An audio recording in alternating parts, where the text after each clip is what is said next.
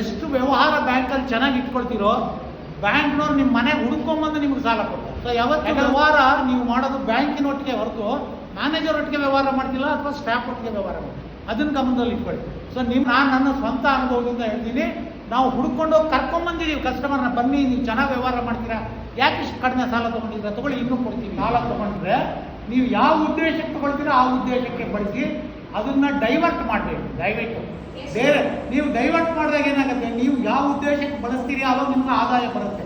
ನೀವು ಅದನ್ನು ಬಿಟ್ಟು ಬೇರೆ ಉದ್ದೇಶಕ್ಕೆ ಬಳಸಿದ್ರೆ ನಿಮ್ಗೆ ಆದಾಯ ಬರಲ್ಲ. ಅವಾಗ ಏನಾಗುತ್ತೆ, ಬ್ಯಾಂಕಿನ ಮ್ಯಾನೇಜರ್ ಬಂದಾಗ ರಿಕವರಿ ಬಂದಾಗ ನೀವು ಹಿಂದಿನ ಭಾಗದಿಂದ ಓಡೋಗುವಂಥ ಪರಿಸ್ಥಿತಿ.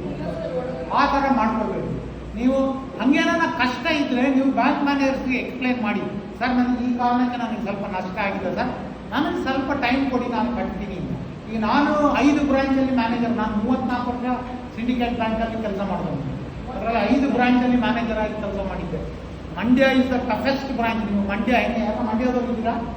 ಹಾಂ, ಮಂಡ್ಯ ಎಂಥ ಬ್ರಾಂಚ್, ಮಂಡ್ಯ ಊರೇ ಹೆಂಗೆ ಅಂತ ನಿಮ್ಗೆ ಗೊತ್ತು. ಅಂಥ ಬ್ರಾಂಚಲ್ಲಿ ನಾನು ಮ್ಯಾನೇಜರ್ ಆಗಿದ್ದೆ. ಬಟ್ ಕಸ್ಟಮರ್ಸ್ಗೆ ನಾವು ಅವರಿಗೆ ವಿವರಿಸಿ ಹೇಳ್ತಿದ್ವಿ, ಮನವರಿಕೆ ಮಾಡಿಕೊಡ್ತಿದ್ವಿ ಯಾಕೆ ಅಂತ. ಸೊ ಅದರಿಂದ ಅಲ್ಲೂ ಸಹ ಒಳ್ಳೆ ಜನ ಇದ್ದಾರೆ, ಇಲ್ಲ ಅಂತಲ್ಲ. ಸ್ವಲ್ಪ ಮಾತಾಡೋದು ರಫ್ ಇರ್ಬೋದು, ಮಾತಾಡೋ ರೀತಿ ರಫ್ ಇರ್ಬೋದು, ಬಟ್ ಉದ್ದೇಶ ಒಳ್ಳೇದಿದೆ, ಒಳ್ಳೆ ಹೃದಯವಂತರು. ಅಲ್ಲ, ಎಲ್ಲ ಕಡೆಗೂ ಇರ್ತಾರೆ. ಬಟ್ ಏನಂದ್ರೆ ನೀವು ಅವ್ರು ಮಾತಾಡಿದ ತಕ್ಷಣ ನಿಮ್ಗೆ ಏನನ್ಸುತ್ತೆ, ನಮ್ಗೆ ಹಂಗೆ ಆಯ್ತು. ನಾನು ನಿಜವಾಗ್ಲೂ ನಾನು 1 ವರ್ಷ ಅಲ್ಲಿ ಮ್ಯಾನೇಜರ್ ಇದ್ದಾಗ ಒಂದೇ ಒಂದು ದಿವಸನೂ ನಾವು ಜಗಳ ಮಾಡದೆ ಮನೆಗೆ ಹೋಗಿದ್ದೇ ಇಲ್ಲ ಕಸ್ಟಮರ್. ಒಂದು ದಿವಸ ಸಾಯಂಕಾಲ 7 ಗಂಟೆ ಆಯಿತು, ಯಾರು ಕಸ್ಟಮರ್ ಜಗಳ ಏನು ಮಾಡಿರಲಿಲ್ಲ. ನಮ್ಮ ಸ್ಟಾಫ್ ಎಲ್ಲ ಬಂದು ಹೇಳಿದ್ರು, ಸರ್ ಇವತ್ತು ಯಾರು ಜಗಳ ಮಾಡಿಲ್ಲ ಸರ್, ಕ್ಲೋಸ್ ಮಾಡಿ ಮನೆಗೆ ಹೋಗೋಣ ಅಂತ. ಅಷ್ಟೊತ್ತಿಗೆ ಯಾರು ಬಂದರು, ನೋ ಡ್ಯೂ ಸರ್ಟಿಫಿಕೇಟ್ ಬೇಕು ಸರ್ ಅಂತ ಬಂದರು. ನಾನು ಹೇಳಿದಪ್ಪ ಎಲ್ಲ ಕ್ಯಾಶ್ ಕ್ಲೋಸ್ ಆಗಿದೆ ಮಾರಾಯ, ಎಲ್ಲ ಹೊರಡ್ತಾ ಇದ್ದೀವಿ ಮನೆಗೆ, ನಾಳೆ ಬೆಳಗ್ಗೆ ಬಂದು ನೋಡಿ ಕೊಡ್ತೀವಿ. ಏನು ಸರ್ ನೀವು ಇಷ್ಟು ಕಸ್ಟಮರ್ ಸ್ಪಂದಿಸಲ್ಲ? ಅಲ್ಲಪ್ಪ ನೀವು ನನಗೆ ದುಡ್ಡು ಕೊಡಬೇಕು, ನಾವು ಅಕೌಂಟ್ ಮಾಡಿ. ಇಲ್ಲ ನೀವು ಅದನ್ನು ಇಟ್ಕೊಳ್ಳಿ ಸರ್, ನಿಮ್ಮ ಹತ್ರ ಇಟ್ಕೊಂಡು ಬೆಳಗ್ಗೆ ಜಮಾ ಮಾಡಿಕೊಡಿ. ನಾನು ಹಂಗೆ ಕಸ್ಟಮರ್ದು 1 ರೂಪಾಯಿ ನಾನು ಜೇಬಲ್ಲಿ ಇಟ್ಕೊಳ್ಳೋಂಗಿಲ್ಲ. ಯಾಕಂದರೆ ನಾಳೆ ಬೆಳಗ್ಗೆ ನಾವು ಕ್ಯಾಶ್ ಓಪನ್ ಮಾಡೋಷ್ಟೊತ್ತಿಗೆ RBI ಇನ್ಸ್ಪೆಕ್ಟರ್ಸ್ ಬಂದರೆ ಅವ್ರು ಫಸ್ಟ್ ಚೆಕ್ ಮಾಡೋದೇ ಕ್ಯಾಶನ್ನು ಚೆಕ್ ಮಾಡ್ತಾರೆ. ಅದರಲ್ಲಿ 1 ರೂಪಾಯಿ ವ್ಯತ್ಯಾಸ ಬಂದಿದ್ರು ನಾನು ಮನೆಗೆ ಹೋಗಿ, ಹೌದಾ? ಸೊ ಅದರಿಂದ ಅರ್ಥ ಮಾಡ್ಕೊಳಪ್ಪ, ನಾಳೆ ಬೆಳಗ್ಗೆ 10 ಗಂಟೆಗೆ ಬಾ ನೀವು ಕೊಡ್ತೀವಿ ಅಂದರೆ ನೀವೆಂಥ ಮನುಷ್ಯರಿ, ರೈತರಿಗೆ ಸ್ಪಂದಿಸಲ್ಲ, ಏನೇನೋ ಎಲ್ಲ ಬೈಬೋದು. ಸೊ ಅವತ್ತು ಒಂದು ದಿವಸ ನಾವು ಜಗಳದಿಂದ ಮನೆಗೆ ಹೋಗೋದು ಅಂದ್ಕೊಂಡ್ವಿ, ಆಗಲಿಲ್ಲ. ಅವತ್ತು ಕಡೆಗೆ ಅವ್ರ ಹತ್ರ ಬೈಸ್ಕೊಂಡೆ, ಕಸ್ಟಮರ್ ಹತ್ರ ಬೈಸ್ಕೊಂಡೆ ಮನೆಗೆ ಹೋಗೋದು. ನಮಗೆ ಅದೆಲ್ಲ ಇರುತ್ತೆ. ಅದರಿಂದ ಒಂದು ನೀವು ಬ್ಯಾಂಕಲ್ಲಿ ವ್ಯವಹಾರ ಚೆನ್ನಾಗಿ ಇಟ್ಕೊಳ್ಳಿ. ನಾನು ಅದೊಂದು ಹೇಳ್ತೀನಿ ನಿಮಗೆ, ಸಾಲ ತೊಗೊಂಡಿದ್ದನ್ನು ಆ ಉದ್ದೇಶಕ್ಕೆ ಬಳಸಿ ಸಮಯಕ್ಕೆ ಸರಿಯಾಗಿ ಮರುಪಾವತಿ ಮಾಡಿ, ಅವಾಗ ಬ್ಯಾಂಕ್ನವರು ನಿಮ್ಮ ಹುಡುಕೊಂಬಂದು ಸಾಲ ಕೊಡ್ತಾರೆ. ನಾನೇ ಹೋಗಿದ್ದೀನಿ, ನಾನು 5 ಶಾಖೆಯಲ್ಲಿ ಮ್ಯಾನೇಜರ್ ಆಗಿದ್ದಾಗ ಕೆಲವರು ನಮ್ಮಲ್ಲಿ 25-30 ವರ್ಷದಿಂದ ವ್ಯವಹಾರ ಮಾಡ್ತಿದ್ದವರು ಇದ್ದವರು ಅಂತ ಹೋಗಿ ಕರ್ಕೊಂಬಂದಿದ್ದೀವಿ ನಾವು. ಬನ್ನಿ ಸರ್ ಇಷ್ಟು ಚೆನ್ನಾಗಿ ವ್ಯವಹಾರ ಮಾಡ್ತಾ ಇದ್ದೀರಾ, ಯಾಕೆ ಬರೀ 5 ಲಕ್ಷ ಓಡಿ ಫೆಸಿಲಿಟಿ, 5 ಲಕ್ಷ ತಗೊಂಡು ಇಷ್ಟು ಚೆನ್ನಾಗಿದೆ ನಿಮ್ಮ ಬಿಸ್ನೆಸ್ಸು. ಸೊ ನೀವು ವ್ಯವಹಾರ ಮಾಡೋದು ಮ್ಯಾನೇಜರ್ ಒಟ್ಟಿಗೆ ಅಲ್ಲ, ಸ್ಟಾಫ್ ಒಟ್ಟಿಗೆ ಅಲ್ಲ. ಆ ಊರಲ್ಲಿ ಬ್ಯಾಂಕ್ ಕಾಯಮಾಗಿರುತ್ತೆ, ನೀವು ಕಾಯಮಾಗಿರ್ತೀರ. ಮ್ಯಾನೇಜರ್ಸು, ಆಫೀಸರ್ಸು, ಸ್ಟಾಫ್ ಎಲ್ಲ ಬರ್ತಾರೆ ಹೋಗ್ತಾರೆ. ನಾವೆಲ್ಲ ನಾನು 34 ವರ್ಷದಲ್ಲಿ 18 ಊರಲ್ಲಿ ಸರ್ವಿಸ್ ಮಾಡಿ ಬಂದಿದ್ದೀನಿ. 18 ಊರು ತೋರಿಸಿದ್ದಾರೆ ಬ್ಯಾಂಕ್ನವ್ರನ್ನ. ಸೊ ನಾವು 2 ವರ್ಷ 3 ವರ್ಷಕ್ಕೆ ಒಂದೊಂದು ಊರಿಗೆ ಟ್ರಾನ್ಸ್ಫರ್ ಆಗಿ ಹೋಗ್ತೀವಿ. ಸೊ ಯಾವತ್ತು ವ್ಯವಹಾರ ನೀವು ಮಾಡೋದು ಬ್ಯಾಂಕಿನ ಒಟ್ಟಿಗೆ ಹೊರತು ಮ್ಯಾನೇಜರ್ ಒಟ್ಟಿಗೆ ವ್ಯವಹಾರ ಮಾಡ್ತಿಲ್ಲ ಅಥವಾ ಸ್ಟಾಫ್ ಒಟ್ಟಿಗೆ ವ್ಯವಹಾರ ಮಾಡಿ, ಅದನ್ನು ಗಮನದಲ್ಲಿ ಇಟ್ಕೊಳ್ಳಿ.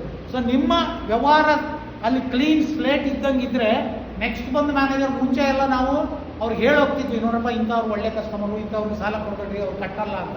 ಈಗ ಅದೇ ಇಲ್ಲ, ಎಲ್ಲ ನಿಮ್ಗೊಂದು ಕಸ್ಟಮರ್ ID ಅಂತ ಒಂದು ಕೊಟ್ಟಿರ್ತಾರೆ, ಅದು ಕಂಪ್ಯೂಟರ್ನಲ್ಲಿ ಕ್ಲಿಕ್ ಮಾಡಿಬಿಟ್ರೆ ನಿಮ್ಮ ಜಾತಕ ಎಲ್ಲ ಬಂದ್ಬಿಡುತ್ತೆ.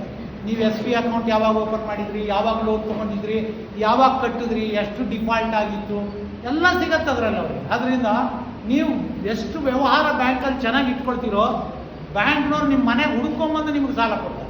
ಯಾಕಂದ್ರೆ ನಾನು ನನ್ನ ಸ್ವಂತ ಅನುಭವದಿಂದ ಹೇಳ್ತೀನಿ, ನಾವು ಹುಡ್ಕೊಂಡು ಹೋಗಿ ಕರ್ಕೊಂಬಂದಿದ್ದೀವಿ ಕಸ್ಟಮರ್ನ, ಬನ್ನಿ ನೀವು ಚೆನ್ನಾಗಿ ವ್ಯವಹಾರ ಮಾಡ್ತೀರಾ, ಯಾಕೆ ಇಷ್ಟು ಕಡಿಮೆ ಸಾಲ ತೊಗೊಂಡಿದ್ದೀರಾ, ತೊಗೊಳ್ಳಿ ಇನ್ನೂ ಕೊಡ್ತೀವಿ ಅಂತ. ಅದರಿಂದ ಯಾವತ್ತು ನಿಮ್ಮ ವ್ಯವಹಾರವನ್ನು ಚೆನ್ನಾಗಿ ಇಟ್ಕೊಂಡಿದ್ರೆ ನೀವು ಬ್ಯಾಂಕು ಹುಡುಕೊಂಡು ಹೋಗೋ ಪರಿಸ್ಥಿತಿ ಬರಲ್ಲ. ಆದರೆ ಅದಕ್ಕೂ ಮುಂಚೆ ನಿಮ್ಮ ವಿಶ್ವಾಸಾರ್ಹತೆಯನ್ನು ನೀವು ಬ್ಯಾಂಕ್ನವ್ರಿಗೆ ಮನವರಿಕೆ ಮಾಡ್ತೀವಿ. ಈ ವ್ಯಕ್ತಿ ವಿಶ್ವಾಸಕ್ಕೆ ಅರ್ಹ, ಇವನು ಬ್ಯಾಂಕಿಗೆ ಮೋಸ ಮಾಡಲ್ಲ, ಪ್ರಾಮಾಣಿಕವಾಗಿ ದುಡಿತಾನೆ, ತೊಗೊಂಡು ಸಾಲನ್ನು ಟೈಮ್ ಸರಿಯಾಗಿ ಕಟ್ತಾನೆ ಅನ್ನೋದು ಬ್ಯಾಂಕ್ನವ್ರಿಗೆ ಮನವರಿಕೆ ಆದರೆ ಒಬ್ಬ ಮ್ಯಾನೇಜರ್ ಅಲ್ಲ, ಯಾರೇ ಬರಲಿ ನಿಮ್ಮನ್ನು ಹುಡುಕೊಂಬಂದು ಸಾಲ ಕೊಡ್ತಾರೆ. ಸೊ ಆವಾಗ ನೀವು ಸಹ ನಿಮ್ಮ ವ್ಯವಹಾರದಲ್ಲಿ ಬೆಳೀಲಿಕ್ಕೆ ಅವಕಾಶ ಇರುತ್ತೆ. ಸೊ ಆದ್ದರಿಂದ ಬ್ಯಾಂಕ್ನೊಟ್ಟಿಗೆ ಉತ್ತಮ ಸಂಬಂಧ ಇಟ್ಕೊಳ್ಳಿ.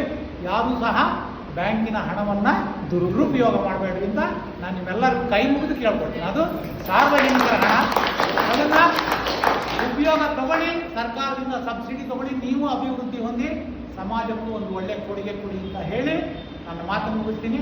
ಇಷ್ಟೊತ್ತು ಭಾಳ ಶಾಂತವಾಗಿದ್ದು, ಭಾಳ ಚೆನ್ನಾಗಿ, ಭಾಳ ಸಕ್ರಿಯವಾಗಿ ಎಲ್ಲರೂ ಪಾಲ್ಗೊಂಡು ನನಗೂ ಖುಷಿ ಕೊಡ್ತು. ಭಾಳ ದಿವಸದ ಮೇಲೆ ನಾನು ಇನ್ಸ್ಟಿಟ್ಯೂಟಿಗೆ ಬಂದು ಆಗಸ್ಟಲ್ಲಿ ಬಂದವನು ಮತ್ತೆ ನಾನು ಬಂದಿರಲಿಲ್ಲ. ಅವ್ರು ಕರೆದ್ರು ಬರ್ತೀನಿ ಅಷ್ಟೇ, ನಾನು ಕರೀದಿದ್ದರೆ ನಾನು ಬರೋದಿಲ್ಲ. ಅವ್ರು ಕರೆದ್ರು ನಾನು ಬಂದೆ, 2 ಸೆಷನ್ ತೊಗೊಳ್ಬೇಕು ಅಂತ ತೊಗೊಂಡೆ.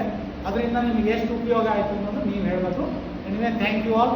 ನಿಮ್ಮೆಲ್ಲರಿಗೂ ದೇವರು ಒಳ್ಳೇದು ಮಾಡಿ, ನಿಮ್ಮ ಟ್ರೈನಿಂಗು ಚೆನ್ನಾಗಿದೆ, ಹಾಗೆ ನಿಮ್ಮ ಜೀವನ ಮುಂದೆ ಚೆನ್ನಾಗಿದೆ. ಎಲ್ಲ ಯಶಸ್ವಿ ಉದ್ಯಮಿಗಳಾಗಿ ಮುಂದೆ ಇಲ್ಲಿ ನಮ್ಮಲ್ಲಿ ಒಂದು ಹಿಂದೆ ನಮ್ಮ ಟ್ರೈನಿಂಗ್ ತೊಗೊಂಡು ಇವತ್ತು ಯಶಸ್ವಿ ಉದ್ಯಮಿಗಳಾದವ್ರನ್ನ ನಾವು ಕರೆಸ್ತೀವಿ. ಇಲ್ಲಿ ಅವರ ಎಕ್ಸ್ಪೀರಿಯನ್ಸ್ನ ಶೇರ್ ಮಾಡೋದು ನಿಮಗೂ ಕರೆಸ್ತಾರೆ. ಅಥವಾ ಕರೆಸಿದ್ರಾ, ಬಂದು ಹೋದ್ರ?